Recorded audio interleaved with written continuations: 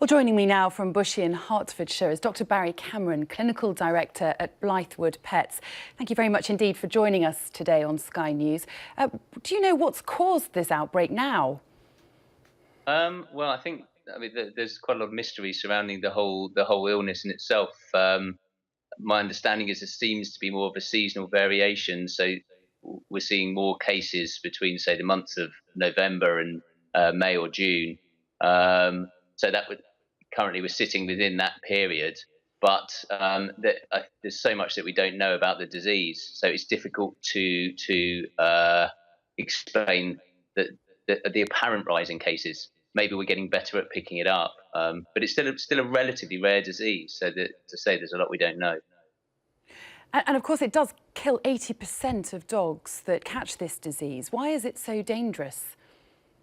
Well, it's what's called a vasculopathy. So the disease itself causes little blood clots within the tissue, and then that tissue then dies off. So if major organs are involved, like the kidneys, then the kidneys stop functioning, and then that unfortunately is a fatal situation. So I think the 80% statistic comes from those dogs that then go on to develop kidney failure. But I mean, whichever way you look at it, it's still a pretty sad disease, because we don't know currently how to avoid these dogs getting it. And part of the issue is that there's so many other things that can cause sores on the legs, and then you get a situation where owners are become really overly concerned about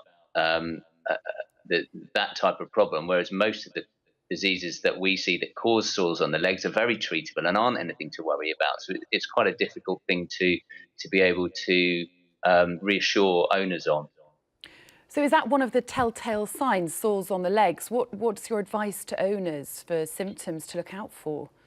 Well, I think that I suppose from a medical point of view, it's quite common for dogs being dogs. They get sores on their legs because they're running around having fun, doing what dogs are supposed to do. But these cases that with this condition then go on to develop signs that aren't normally associated with just having sores on the legs. So things like if they're going off their food, very lethargic, vomiting, those are not typical symptoms associated with a skin problem or a skin infection. So I think any owners of dogs who have these types of sores, first of all, should go seek veterinary advice and get them looked at. But especially if the dog is then going on to develop other symptoms that they would not normally associate with a skin problem.